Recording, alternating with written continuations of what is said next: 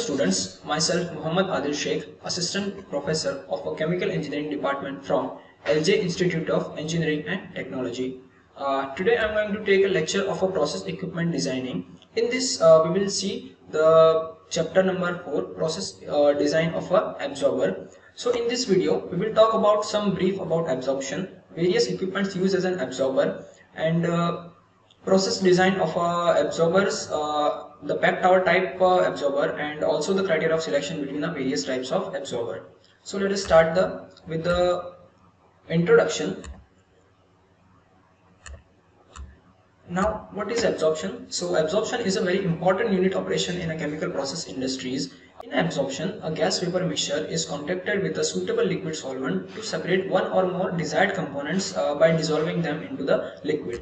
The dissolving components of the solution can be separated by either a distillation or a stripping, which is the reverse of an absorption. The example we will see that in a production of a synthesis gas for the ammonia from the various mixture of gases like nitrogen, hydrogen, carbon dioxide, and other gases, CO2 is removed by absorption in ethanol amine solution. The CO2 then from the resulting solution can be removed by means of stripping. Now, if a component transferred to the liquid is a gas, then it is called as absorption. But if a component transferred to the liquid is a vapor, then it is called as a scrubbing. So there is a very small difference between absorption and a scrubbing. Now, the various types of equipments that are used as an for the absorption are packed tower, tray tower, falling film absorber, which is generally shell and tube heat exchanger, spray chamber, venturi scrubber, and a stirred tank. Now, we will see the criteria of selection between these absorbers. First, start with the tray tower. So, for exothermic absorption, tray tower is preferred. Why? Because it is easier to provide cooling coils in a tray tower and around the trays, and liquid can be easily withdrawn from the tray tower as a side streams rather than a packed tower. Now, for a lower liquid flow rate in absorption, tray tower is preferred to provide better gas-liquid contacting efficiency, because the lower flow rate of a liquid in a packed tower will lead to the incomplete wetting of all the packing materials, and so it will provide lower contacting efficiency. If solids are present in a liquid or a gas, then tray tower should be selected because it provides easier cleaning. Now, the second is packed tower. So packed tower is generally cheaper because for the less tower diameter it requires lesser material, and so the packed tower is cheaper than a tray tower for a tower diameter less than 0.75 meters. For a corrosive system, plastic packing towers with the plastic packings can be used. The third is a packed tower provides higher rate of mass transfer because it provides higher interfacial area as compared to the other equipments. If the liquid is having higher forming tendency and highly sensitive to the heat, then packed tower should be selected. Also, the packed tower provides less pressure drop, and for such applications where the lower pressure drop is required, we can use a packed tower. Now, the third one is a spray chamber.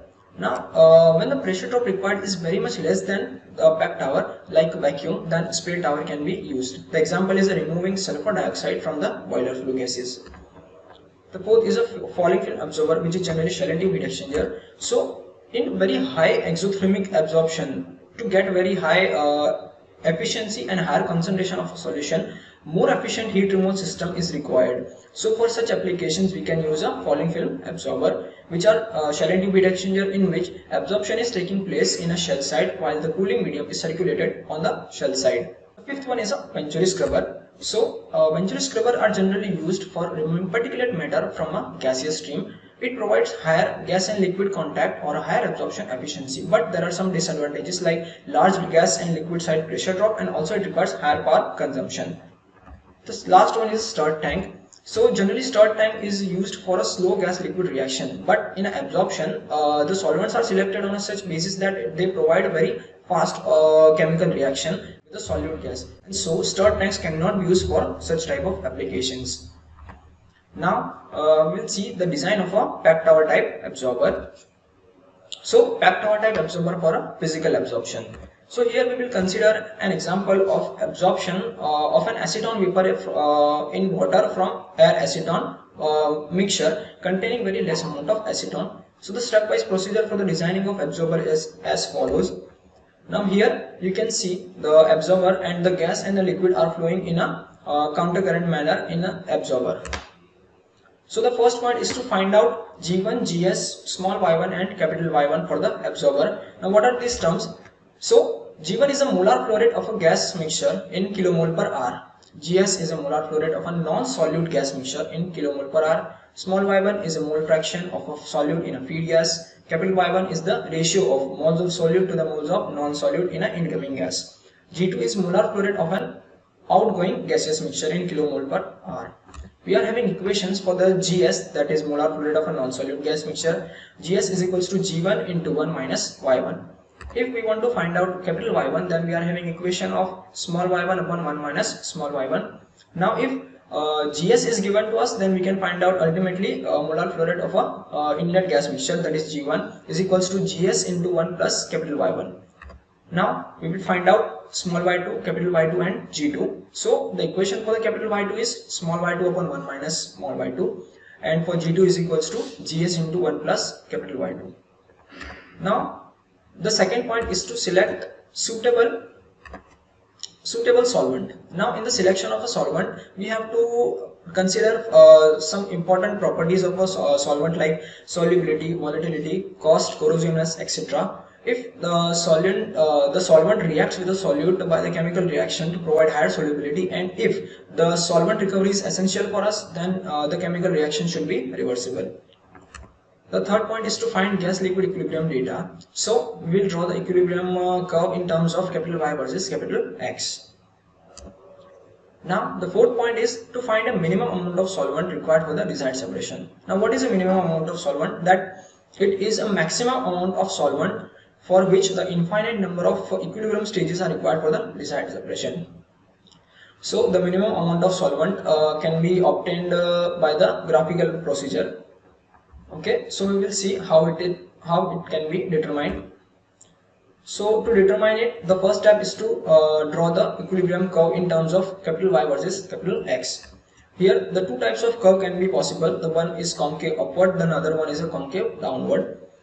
After this, we will mark point capital X2 and capital Y2, where capital X2 is ratio of moles of a solute to the solvent for incoming solvent, and capital Y2 is a ratio of moles of solute to the non-solute in outgoing mixture. Now if the curve is concave upward, then we will draw a tangent line starting from point X2 Y2 to intersect, that will intersect with the horizontal line with the capital Y1. But if it is concave downward, then we will draw the line from X to Y2 and we will intersect it with the equilibrium curve and a horizontal line from Y1, the point. Okay, so in this, that intersection point will be recommended as a X1M Y1. Now what is X1M? So it is a value of X1 corresponding to the minimum amount of solvent, and X1 is actually the ratio of moles of a solute to the solvent in outgoing mixture.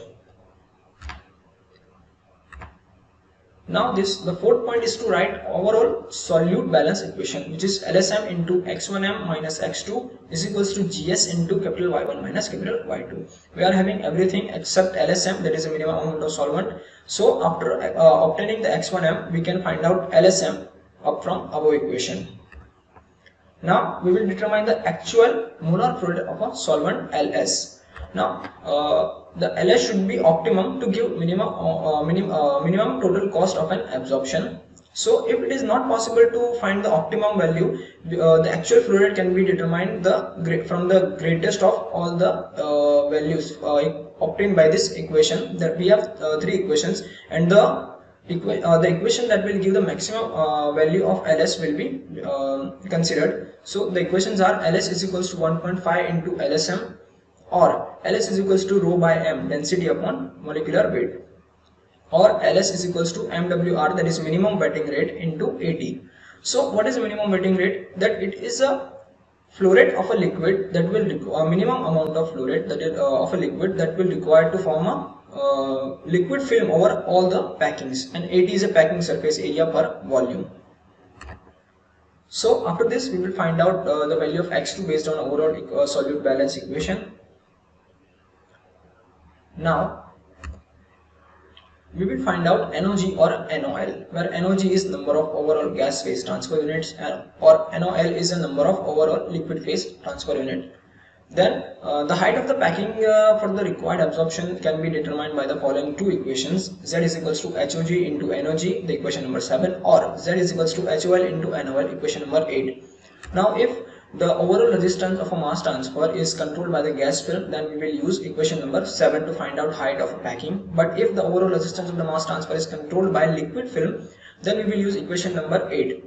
Now if we will see that the mass transfer is controlled by the gas film, then we can use the equation number 9, that Z is equals to HOG into NOG, which is equals to Gm upon Ky AP, then integration from y1 to y2 dy upon y minus ye. The terms used are Gm, molar flow rate of a gas per unit cross sectional area, Ky overall gas phase mass transfer coefficient, A is interfacial area per unit volume, P is operating pressure, HOG is height of an overall gas phase transfer unit.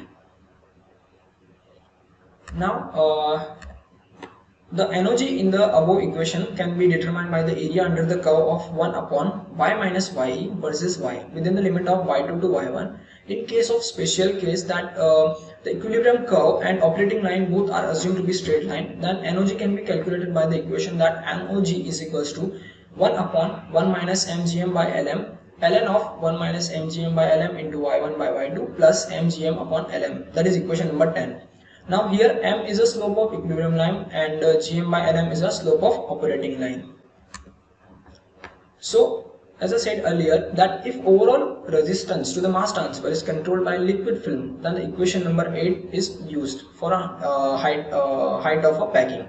So Z is equals to HOL into NOL, which is equals to LM upon KL ACT, and integration of x1 to x2 dx upon xe minus x, equation number 11.